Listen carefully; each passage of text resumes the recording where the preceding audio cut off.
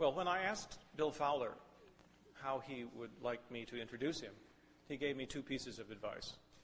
He said I should feel free to exaggerate,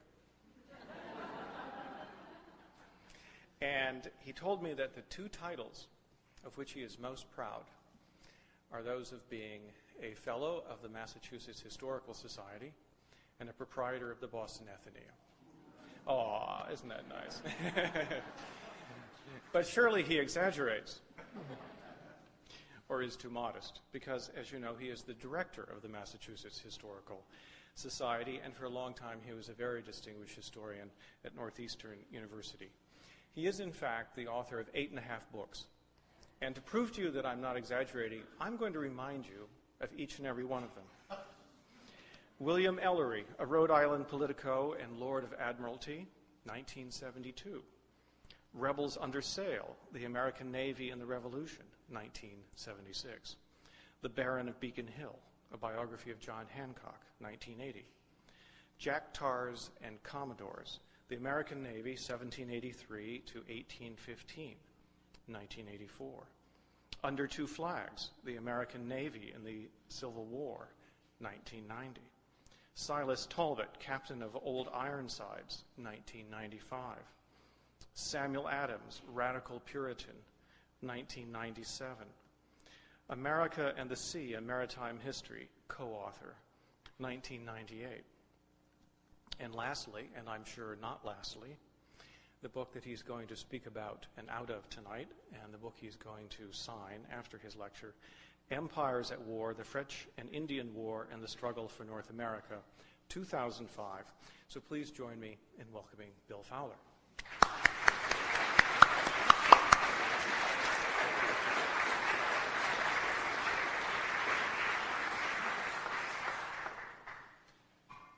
Well, surely, Richard, you did not exaggerate, so I thank you for that. I also thank you for that lovely introduction. As director of the Historical Society, I often go about the Commonwealth speaking, and so I've been subject to a number of introductions. A couple of weeks ago, I was in the western part of our Commonwealth, preparing to go on and lecture at a local historical society. But before I could do that, of course, I had to sit through the business meeting. And as I was sitting through the business meeting, the treasurer of the society was giving his report. And in the report, the treasurer announced to the group that things were doing very well at the society, that indeed there was now enough money in the treasury that in the future they would be able to afford better speakers.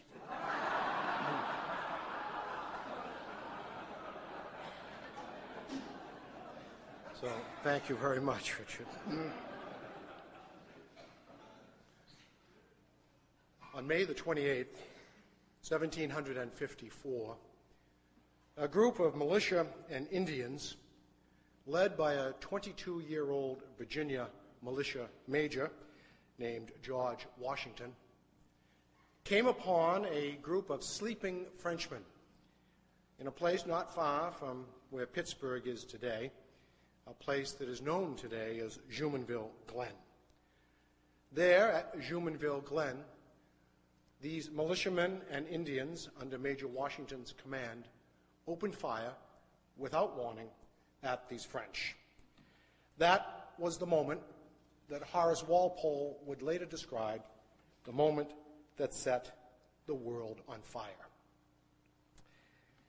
How did I become interested in this war, this struggle for North America? Well, let me first begin by telling you I'm a New Englander. It is difficult to travel about this part of the world without being reminded of that time in our history. I grew up reading James Fenimore Cooper, The Last of the Mohicans, and then graduated to Francis Parkman's Montcalm and Wolfe.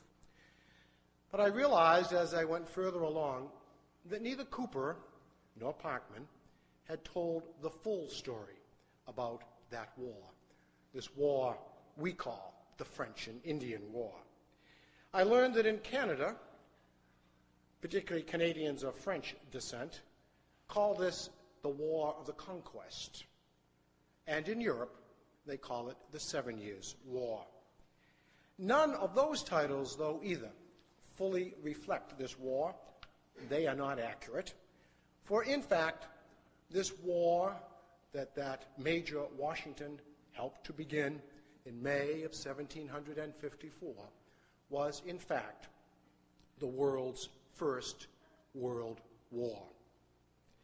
Two superpowers would now face one another, France and England, in a titanic struggle for imperial domination. Certainly not the first time that these two powers had engaged. They had been more or less at war since 1066. But usually their wars were about some duchy or principality, about trade or commerce, indeed sometimes about who would be the dominant power on the continent of Europe. But this war was not about some tiny duchy or principality. It wasn't about who should dominate the continent of Europe. It was, in fact, about who would dominate the continents of the world. At sea, on battlefields in Europe, in the West Indies, in North America, in India, in Asia, in Africa, fleets and armies would fight. More than 1 million men would die in this struggle. Every major European power became engaged in this war. And at the final peace, these weary combatants traded territories vaster than all of Europe. England ended victorious in this war, and from that victory she took a global empire from which she would draw the resources to fuel the Industrial Revolution and transform the world. It's a grand and sweeping tale, and I hope that I have told it well. But it is also a story of individuals and cultures and nations in conflict. Too often, historians take these grand sweeps and forget about the people. This evening, I'd like to share with you stories about 5 people in this war, each from a different nation, a different culture, and through their eyes try to help us understand how this war affected them and continues to affect us. I want to talk about a Frenchman, Louis-Antoine, Comte de Bougainville, a French-Canadian, the Marquis de Vaudreuil, an Englishman, actually a Scot, John Campbell, Lord Loudoun, a British colonial, John Winslow, and a Native American, an Indian, Akula. First, the French-Canadian, the Marquis de Vaudreuil. The Marquis was born in Quebec City. He was a native-born Canadian, a Creole. His father was a minor nobleman from Languedoc. In 1703, his father was appointed to be Governor General of Canada. Thanks to his father's influence, at the age of 10, young Pierre, the Marquis, was commissioned an ensign in the Troupe de la Marine. The Troupe de la Marine were the colonial regular militia, Canadians who served the king on a regular basis. They were not part-time militia, as in the British colonies. They were full-time soldiers, but soldiers who served only in Canada. Young Pierre served with La Marine with great distinction. Imagine for a moment what it was for this teenager to be sent west to Detroit, to Michilimackinac, to Green Bay. He fought the Sioux and the Fox, the Chippewa, the Ojibwe. He traveled thousands and thousands of miles, reaching the very Rocky Mountains, serving his king in this place called Canada, or New France. In 1742, he was appointed governor of Louisiana. His territory included everything between the Appalachian Mountains and New Spain, between the Gulf of Mexico and the Illinois country. A huge expanse of territory under his authority. And in all of that expanse of territory, only 6,000 Frenchmen. It was a backwater place. And the young Marquis did not want to be governor of Louisiana. He aspired to be what his father had been, governor of Canada, of New France. Nonetheless, as governor of Louisiana, Pierre gained great experience in dealing with the Native Americans. He learned their languages. He traveled amongst them. He negotiated with them. He understood them. He understood the Indians that lived in that part of New France, Louisiana, the Choctaw, the Chickasaw, the Cherokee, the Creek, and they knew him. After some incessant politicking, finally, the young Marquis got his dream. In 1755, he was appointed to be Governor General of Canada. However, he was still a Canadian, not completely trusted by the court at Versailles. And so while the Marquis was appointed to be Governor of Canada, he was not given command of the army. That would go to a regular French army officer, a minor nobleman from the south of France named the Marquis de Montcalm. And so even now, Pierre Vaudreuil had to suffer the indignity of being the civilian governor, but not the commander of His Majesty's army. Montcalm and Vaudreuil detested one another. They had very little good to say about one another, in public or in private. Vaudreuil saw the Montcalm and his soldiers as nothing but parade ground soldiers. These were not men of La Marine. These men who came to Quebec City in their fancy white uniforms, parading about, were not men who had been to Michilimackinac, who had been to Lake Superior, who had been to Detroit, who had been down to La Belle Riviere, the Ohio Valley. These were not men who had fought the Iroquois, or the Huron, or the Ojibwe, or the Fox, or the Sioux. Vaudreuil had little use for them. Montcalm had little use for the Canadians. They were crude and rude and spoke bad French. And besides, Montcalm never wanted to be in Canada. The war was now heating up on the continent. Glory was to be had in Germany. There was no glory to be had in the wilderness of Canada. And so these two men, leading the French in Canada, detested one another. And then the Frenchman, the Comte de Bougainville, an extraordinary man. He was a soldier, but not a very good one. He was really more of a man of the Enlightenment. He was a mathematician. He was one of the few 18th century gentlemen who was both a member of the Royal Society and the Academy of Sciences. He had been secretary to the French ambassador to the British. He was a philosophe, a man of great learning and great reading. But he would go to Canada with Montcalm. He and Montcalm were close friends. They enjoyed a great deal together, particularly gossiping about the French Canadians.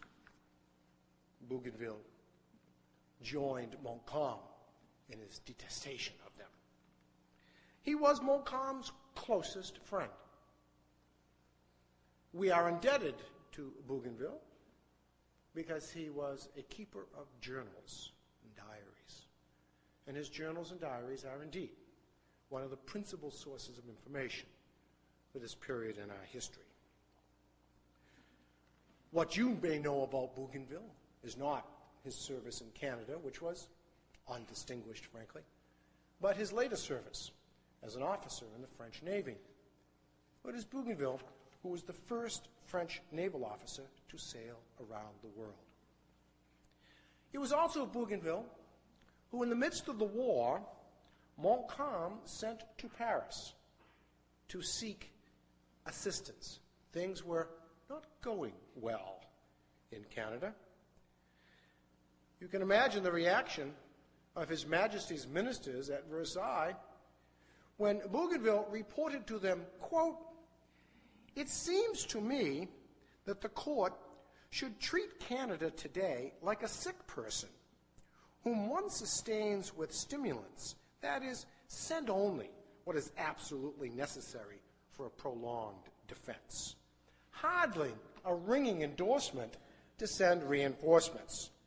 And indeed, when he went to the Minister of War with a somewhat soft request for assistance, the Minister of War told the Count, "Sire, sir, we do not send someone to put out the fire in the stables when the house is aflame."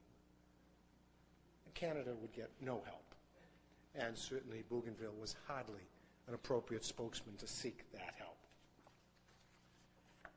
And then the Englishman, John Campbell, Lord Loudoun. He was a Scot who had remained loyal to the crown during the uprising of '45. And as such, he was richly rewarded for his loyalty. He was an officer in the Royal Army, and indeed, in the mid-18th century, 25% of the entire officer corps of the British Army were Scots. It had been, in fact, a deliberate policy of the king and his ministers to recruit Scots into the army. They wanted them out of the Highlands after the rising of '45. Furthermore, they were superb soldiers. The 42nd Regiment, the Black Watch Regiment, for example. And so Scots were heavily recruited out of the Highlands to go and serve His Majesty in various parts of the empire. And Loudoun was appointed then Commander-in-Chief of His Majesty's forces in North America. He was the third Commander-in-Chief to serve in North America. There was a rather rapid turnover. The first Commander-in-Chief was Major General Edward Braddock. General Braddock, of course, is the general who led the army west to retake Fort Duquesne from the French. It was General Braddock who indeed led his army into an ambush at which Washington was present, and it was there on the banks of the Monongahela River that General Braddock died. His successor as Commander-in-Chief was the governor of the province of Massachusetts Bay, Governor William Shirley, a man known, even in an age known for its corruptness, to be corrupt. William Shirley was deeply interested in land speculation here in New England, and I'll mention that again in a moment. He was also the man who was called home to negotiate boundary lines between New England and France in Paris. And what he enjoyed doing was flitting about Parisian society. Rumors reached London of William Shirley's cavorting. They were tolerated until the rumor reached, in fact, not a rumor, but an actual report that William Shirley had married the innkeeper's daughter. That was entirely too much, and he was summoned home and, in fact, sent back here to Massachusetts, where he did not want to be. He wanted to be governor of Virginia, but his behavior in Paris had made that impossible. So instead, he was punished by being returned to Massachusetts. Shirley inherited Braddock's title because he was the most senior man present. And he thoroughly fumbled nearly everything. He tried to advance on too many fronts against the French in the west, the French at Crown Point. Everywhere he turned, he failed. His army marched into the wilderness and then retreated out of the wilderness. And in the meantime, his records were a mess, a complete and total mess. He was finally summoned home. Lord Loudoun arrived to replace him. Lord Loudoun was, of course, the exact opposite of William Shirley. He was methodical to the extreme. Reported to have worked 15 hours a day doing paperwork. He was a general who loved paperwork. He preferred to dive into the mess on his desk rather than to advance against an enemy.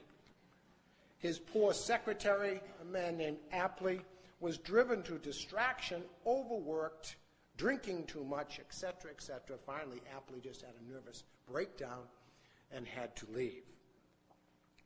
Lord Loudoun's principal task was, of course, organizing the attack against the French. But to do that, he had to organize 13 squabbling colonies. As commander-in-chief, as His Majesty's commander-in-chief, ostensibly, Lord Loudoun had command over the colonies, that he could instruct the royal governors to supply him with men, materiel, and money. He had that power, but it never worked. The colonies had spent more than 100 years learning how to obey rebelling. They learned how to delay. They were disingenuous. They would promise and never deliver. Or when they promised, the men never showed up. Or when the men showed up, they left early. Lord Loudoun experienced an enormous amount of discomfort trying to deal with the local assemblies and with the royal governors. He was thoroughly beside himself. He gave orders which no one listened to, and certainly very few obeyed. In the meantime, he sat in his headquarters in Albany in this storm of paperwork. One observer described him that Lord Loudoun was like St. George upon the signposts, always on horseback but never advancing.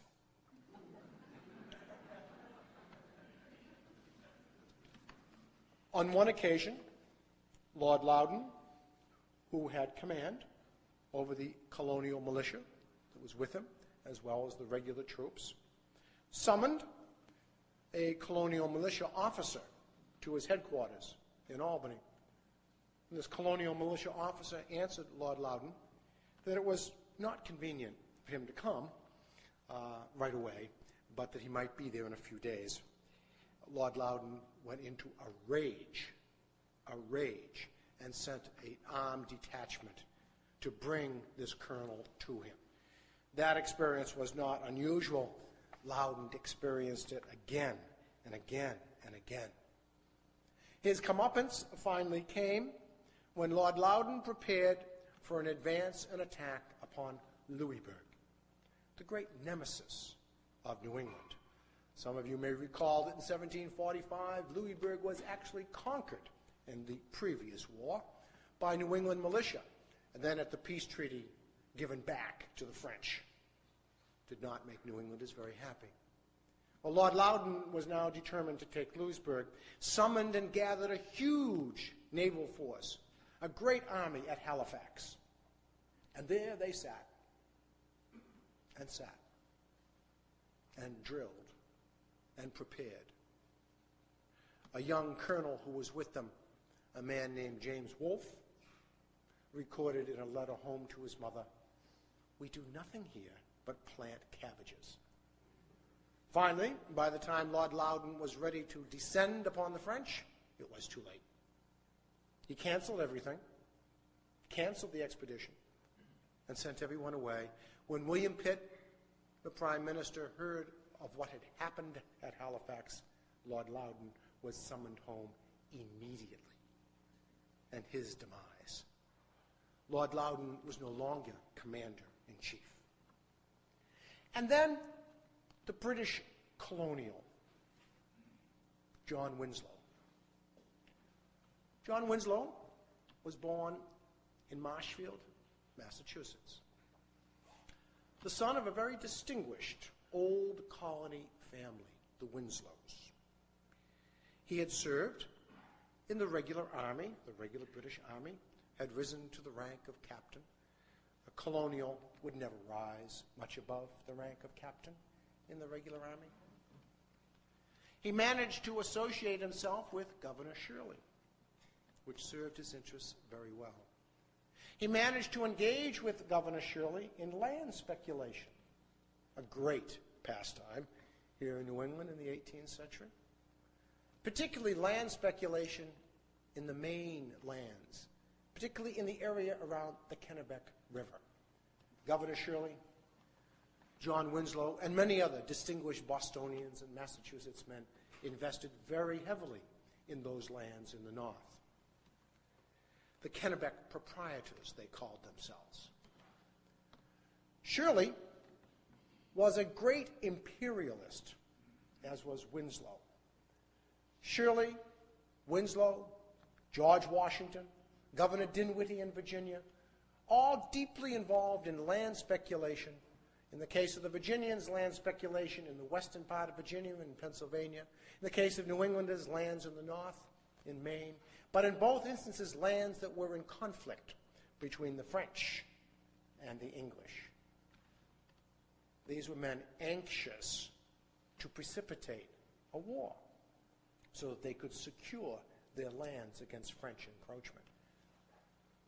In 1754, on a very trumped-up excuse, Governor Shirley announced to the General Court of Massachusetts that the French were invading in the Kennebec. They were coming via the Chaudière across the rivers, and they were coming down south. The General Court, in a panic, appropriated sufficient money to raise a force of 800 men, sent it north with John Winslow.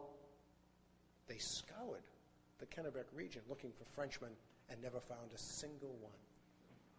But in the meantime, did, in fact, incidentally, manage to sell land to many of the soldiers who went north to look for the French. It was John Winslow who, in the year following, now a major general in the Massachusetts militia, was charged by Governor Shirley and Governor Lawrence, Charles Lawrence of Nova Scotia, to perform a task. John Winslow's task was to seize the Acadians, gather them up, and ship them out. These were families, Acadians as they were called, from the name in the Mi'kmaq language, the native language, Acadie, meaning apparently valley land or green land. These were descendants of early settlers who had come in the 17th century in the days of Champlain and who had lived along the Bay of Fundy, principally in the area around Annapolis Royal, rich, wonderful lands. These were people who had recovered tidelands by diking, enormously important agricultural area. In 1713, when Nova Scotia had been given over to the English, these French were left to live under English authority. They were called the neutral French. Always a bit of a worry for the English since they were French, but they would not take the oath of allegiance to the English crown. But on the other hand, neither would they take an oath of allegiance to the French crown. They preferred to be neutral.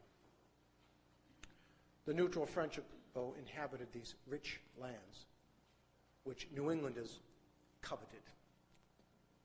And so, when the war began to break out in 1754, in 1755, it was a convenient excuse for Governor Shirley, for Governor Lawrence, and others to do what they had long dreamed of doing. I might add that Shirley and Lawrence did this without authority from the Crown. They simply, on their own authority, sent General Winslow with regulars and militia to round up the Acadians, literally in a very few days, without any warning, transported them onto ships and shipped them off to various parts of the empire. Some escaped to Prince Edward Island. Some escaped to the valley of the St. Lawrence. Many, as you probably know, went to Louisiana. Some returned to France. But they lost all of their lands. They were seized and taken up by these New Englanders, who then were able to sell them off and make great profits by selling the Acadian lands. Winslow later wrote that the business had been, he said, very disagreeable. Some historians, modern historians, the 21st century. Think of this as a bit of early version of ethnic cleansing. Perhaps a bit harsh, but maybe not too harsh. Last year, the British Crown, Queen Elizabeth, did in fact issue, 250 years after the fact, did in fact issue an apology. Many of the Acadians eventually did return to their lands. And again, those of you who visited the area of the Annapolis Valley and the Bay of Fundy know that today there is a rich Acadian culture in that part of the world and across the Bay of Fundy as well in New Brunswick. And finally, let me tell you about a Native American, an Indian. Akula was his name. We don't know precisely when he was born, and we don't know precisely when he died. He was a Cherokee chief. The whites called him Little Carpenter. He first appears in written history in 1730, when he is taken up by a local trader, fur trader in South Carolina, along with 6 other Cherokee chiefs, and taken to London to be presented to King George II. It was a moment Akula never forgot and influenced him for the rest of his life, that he had been presented at the royal court. Akula's goal amongst his people was to help them survive. Living between two cultures, a sort of go-between between the Europeans and the Cherokees, he, perhaps better than any of his people, and certainly better than any of the Europeans, understood what was happening to his people. They were becoming and were increasingly dependent upon the white traders. As they became more dependent upon the white traders for the European goods, more and more they lost their own skills. As they lost their own skills, they had less and less to trade to the Europeans for the goods that they needed. They were caught, as most Native Americans were caught, in this downward spiral, having, in the process of losing their own culture and not being accepted by the new culture, caught between. Akula tried at first to be a go-between between the English and the French. He thought that it would be advisable to play the English against the French from Louisiana, and of course the English in South Carolina and Virginia. This was something that other natives had tried. The Iroquois, for example, in northern New York, had very successfully over the years played the English against the French.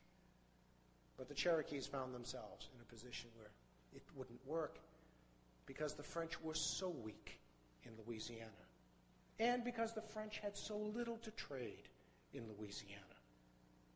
And gradually the Cherokees, Chickasaw, Choctaw, were forced to depend upon the English. And so then Akula devised another strategy. If he could not play the French against the English, perhaps he could play the South Carolinians against the Virginians. And that he managed to do with some success. Governor Glenn of South Carolina, Governor Dinwiddie of Virginia were rivals for trade and land. And the Cherokees, Akula, were for a time successful in playing them against one another to their own advantage. In this, Akula had some allies. Chief among them was another Cherokee headman, Round O. These were men who understood, again, what was happening to them.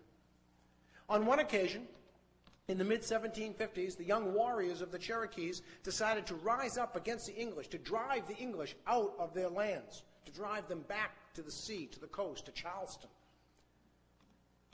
Round O and Akula rushed to the village to speak to the young men who were ready to take up the hatchet.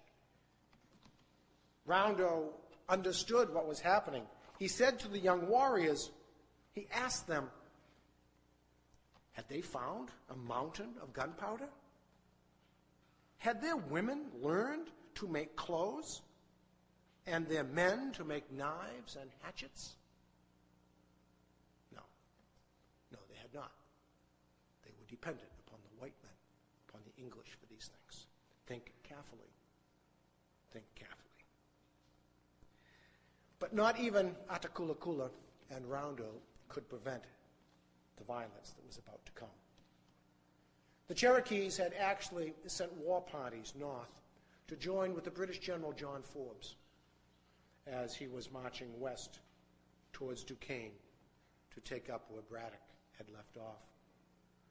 As the Cherokees moved along the western ridge through the Shenandoah Valley in that region, they encountered Virginia, North-South Carolinian settlers. Murder, mayhem, horse stealing, the sort of thing that you might expect would happen under those tense moments. The English found this as an excuse to declare war against the Cherokees, and in 1760, the Cherokee War began. It was a war that the English wished to wage to extermination, to remove the Cherokee once and for all.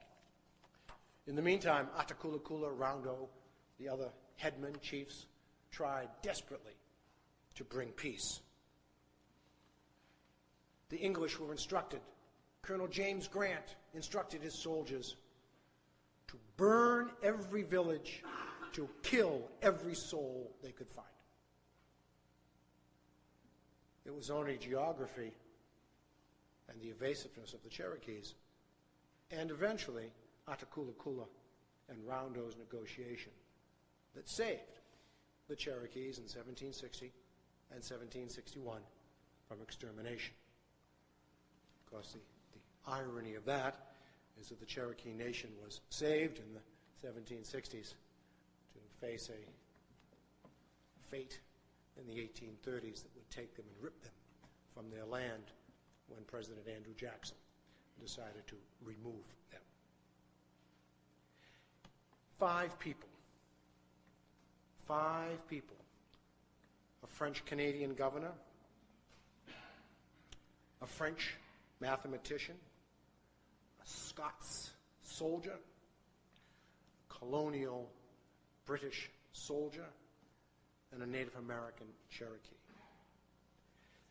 Each of them struggling to find their place, their people's place, here in North America.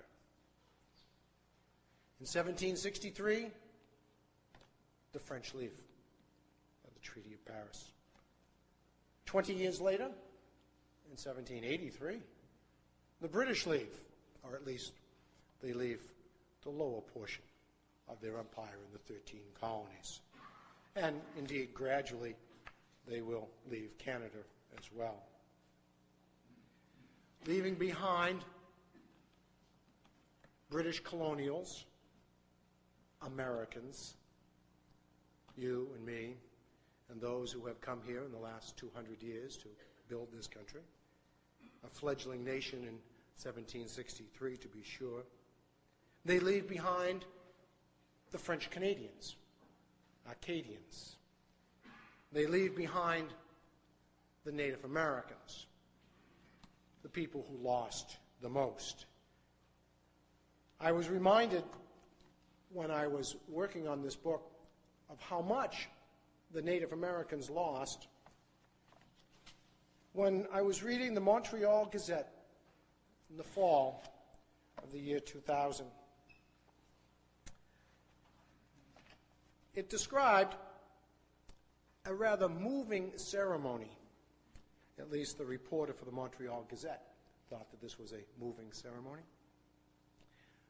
When the Marquis de Montcalm died on the Plains of Abraham in September of 1759, they took his body and buried it in the Ursuline Convent, the chapel, the Ursuline Convent in Quebec City. But in the fall of 2000, something happened. They removed Montcalm.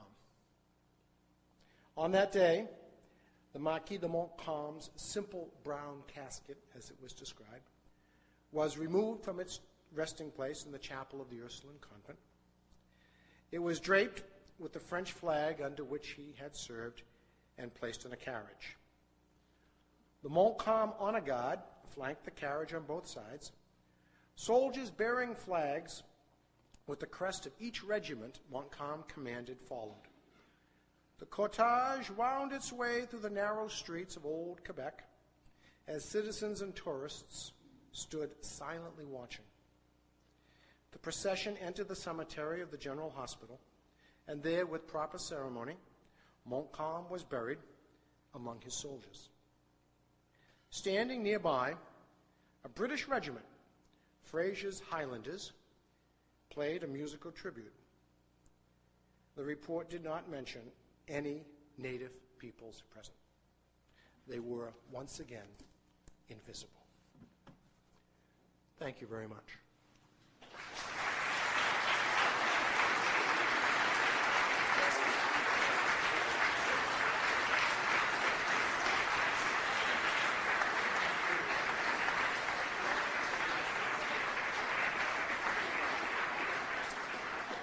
I would be happy to try to answer any questions you might have. Yes, way in the back, please. Yes. Want to comment on the role of Massachusetts in the French and Indian War? I know we made significant contributions, and as part of that question, how much of the financial contribution that Massachusetts made, if you know, was paid back by the The question is Massachusetts' contribution in the French and Indian War. We supplied more colonial militia than did any others.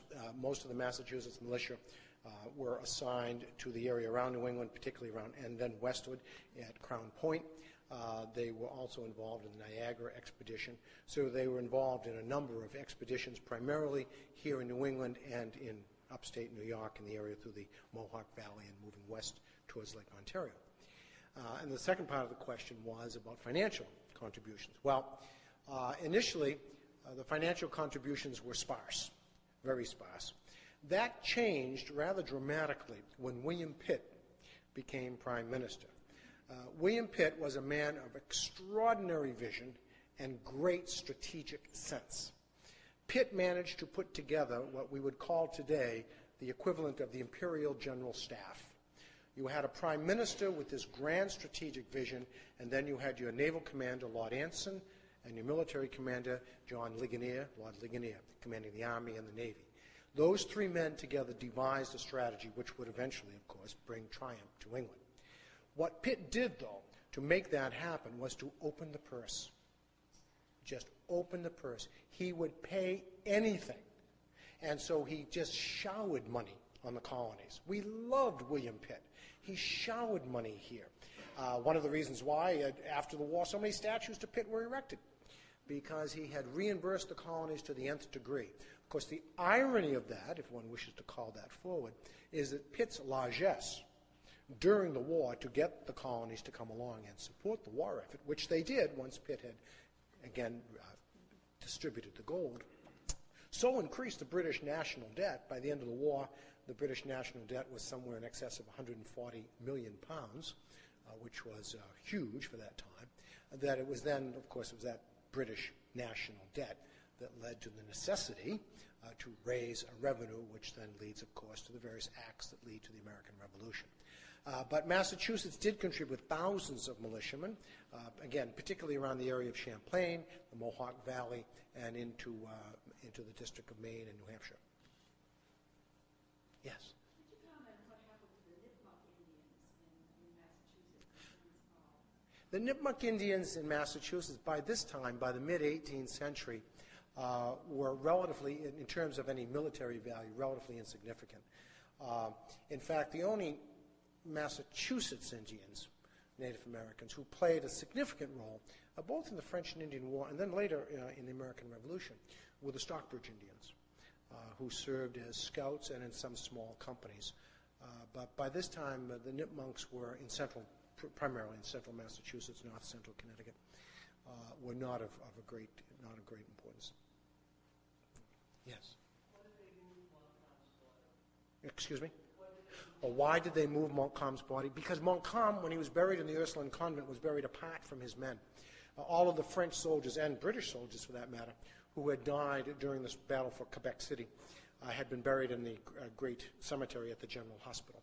And so it was decided to move Montcalm's body so that he could lie with his men. Yes, sir.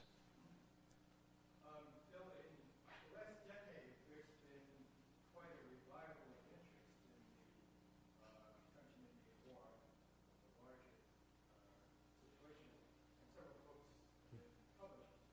Could you give us an idea of how your own interpretation may differ in some way from these other reasons? The question is, there have been several books published in the French and Indian War recently, quite true, and will be more. This is the 250th anniversary of the war. But how does mine differ from some of the others? I would suggest one thing that struck me as I was doing my research. I spend, for many years now, have spent a good deal of my time in Canada, traveling about usually through the valley of the St. Lawrence, through the Great Lakes, French Canada, etc. Again, as I mentioned earlier, as a New Englander, I grew up in this area, but I must confess that I really did not know much about French Canada, except that they spoke French in Montreal and Quebec. But as I spent more time there, and as an observer, became more aware of the French-Canadian culture and their history, I became more interested in their history. And when I began to look back at the French and Indian War and looking at other works, I realized that how little attention had been paid by most scholars to the role of the French Canadians. The fact that the Governor General was a French Canadian. The fact that thousands of soldiers who served during this war were French Canadians. The Troupe de la Marine, for example. And so I found that to be something of a revelation. I was also deeply moved by the role of the Native Americans and the Indians. In particular, by how trapped they were between the French and the English, and how much they understood that. Again, I think in the past there's been a tendency on the part of historians to write about Indians as if they were simply passive, that they didn't understand what was happening, that they were being played with. Well, that's not quite true, because when you look at the records of people like Akula, Roundo, when you look at records of people like the Mohawk chief Hendrick, you realize that these men did indeed, were quite aware of what was happening to them and to their people, and were conscious players. They were not pawns. They were players. That they were not able to do what they needed or wanted to do had to do with the power that they lacked. But they were not ignorant. They were not ignorant of what was happening to them. So I became rather interested, and still am, fascinated by the role of the Native Americans in this war and by the role of the French Canadians. In reading, that's how I became intrigued by the notion that the French Canadians do indeed call this the War of the Conquest.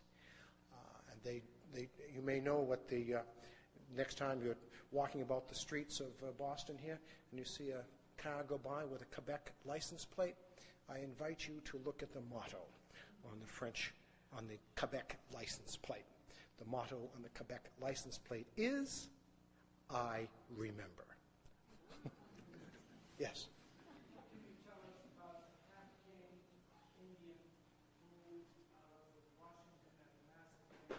Right. Try to The half-king, the question is of the half-king who was with Washington at Jumonville Glen. Tanagresson was his name.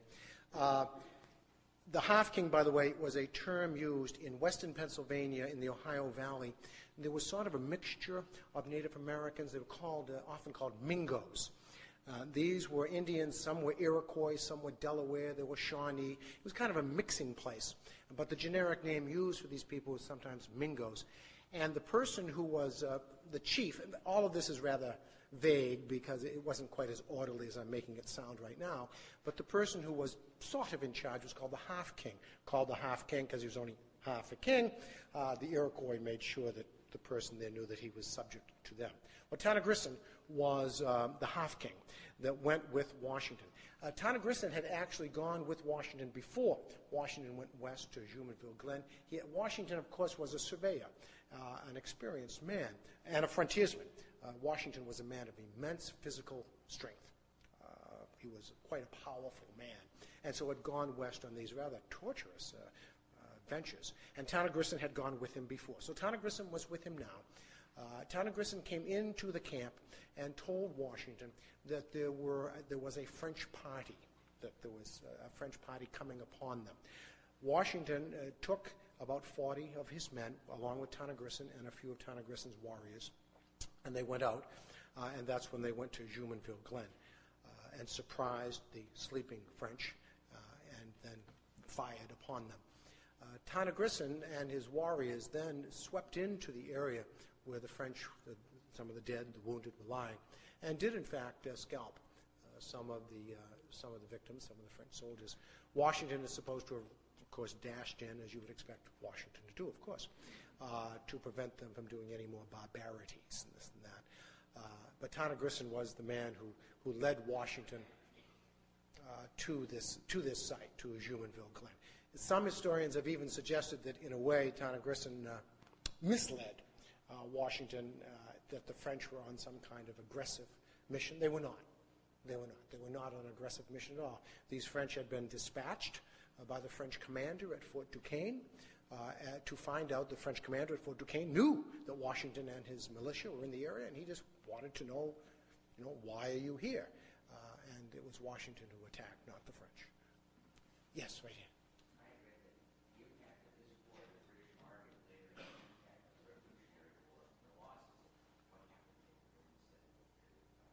The question is the impact of this war upon the British Army as it moved forward into the Revolution. It is true, several of the officers, relatively junior officers at the time, who served in the French and Indian War, then Captain William Howe, who then becomes General Howe, who occupies Boston during the siege, was certainly involved, as was General Gage, by the way. General Thomas Gage was then a colonel at the time. One of the things that Gage and Howe both learned during the French and Indian War, and other British officers learned as well, was that fighting in America was different. That is to say that they needed to travel more lightly. They needed to be more maneuverable. They didn't abandon, by no means did they abandon European tactics. This is not the place to get into the details of European tactics, but let me assure you that in the 18th century, both in Europe and in North America, the major battles were won and fought basically on European-style combat. But they did indeed. General Howe certainly learned that. General Gage certainly learned that. That moving about, scouting, the use of rangers.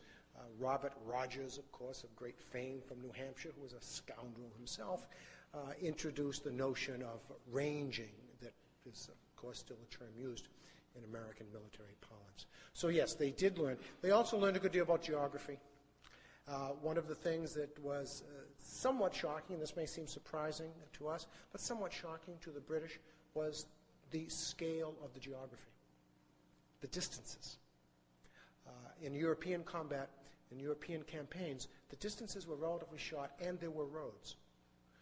Here in North America, not only were the distances far greater, but you also had to build your own roads. And that was something that turned out to be quite arduous. Yes? Didn't Benedict Arnold play a major role in the war, especially the siege of Quebec? That's the American Revolution. Benedict Arnold does, in fact, attack Quebec, yes. But that's in 1775. Yeah. Yes? How effective were Rogers' Rangers during the war? Anyone here from New Hampshire, so I can know whether I should couch my answer? Well, despite Kenneth Roberts and Spencer Tracy, Rogers' Rangers were not very effective. They were fine as scouts, but they were undisciplined. They were very expensive. They were expensive to feed. They were expensive to clothe and pay. General Amherst disliked them very much, as did most of the regular officers. But they did appreciate some of the tactics that they developed. So some of the tactics of the Rangers were appreciated. The Rangers themselves were not. The most famous, of course, expedition campaign that the Rangers engaged in was the attack on St. Francis, the Abnaki village, on St. Odanak, as if you're looking for it on a map today.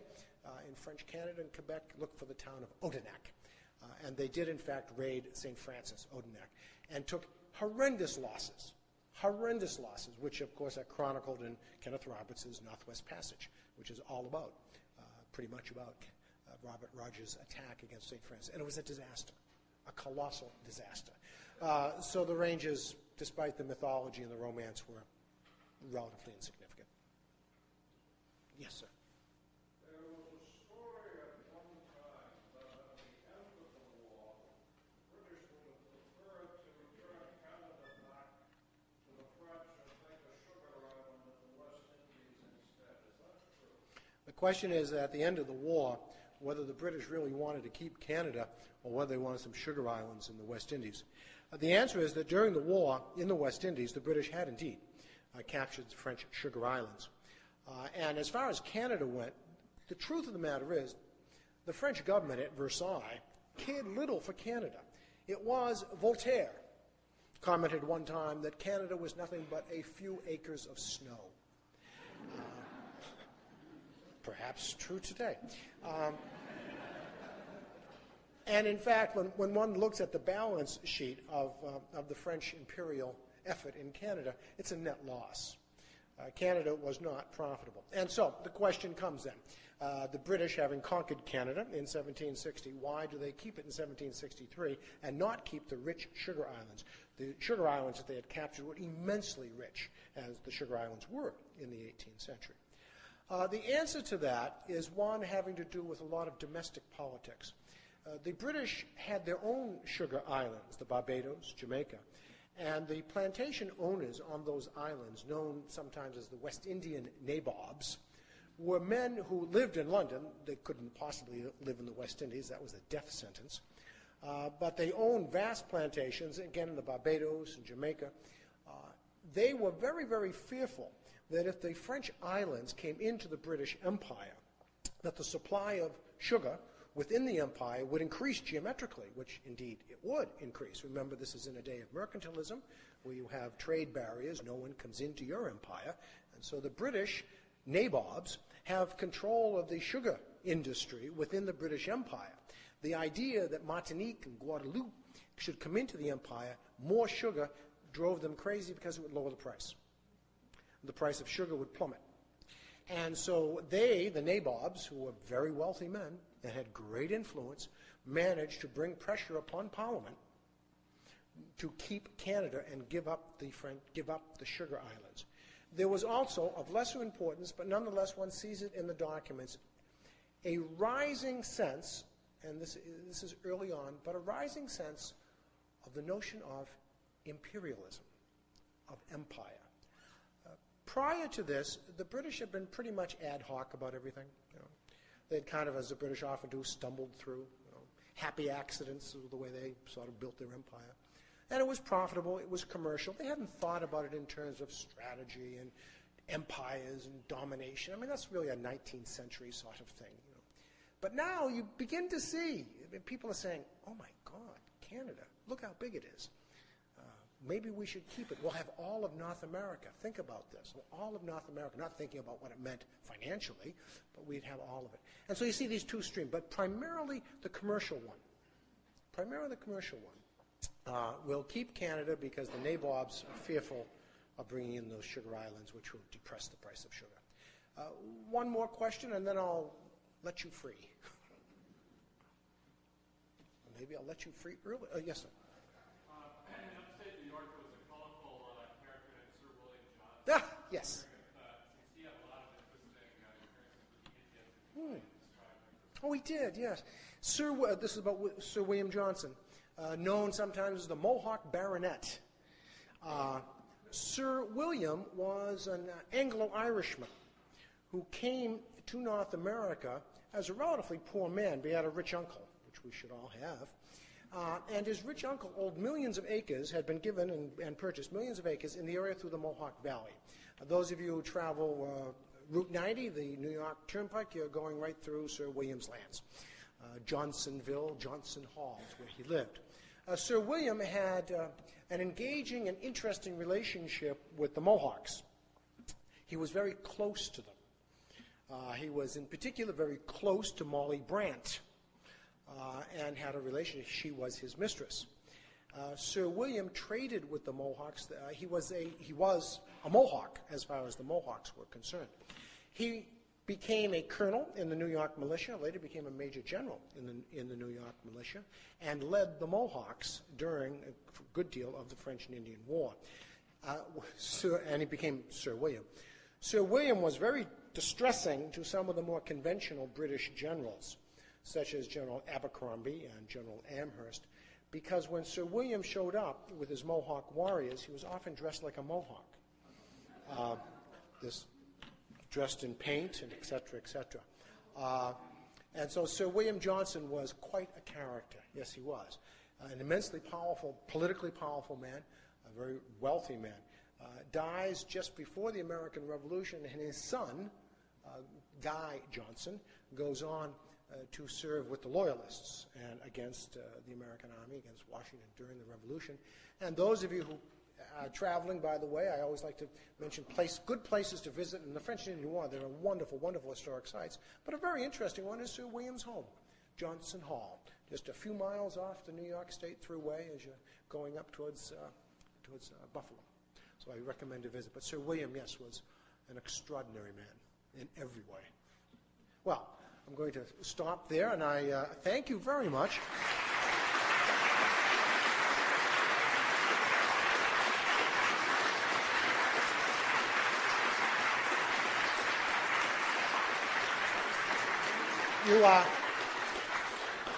You are very kind to come out in this Canadian-type weather.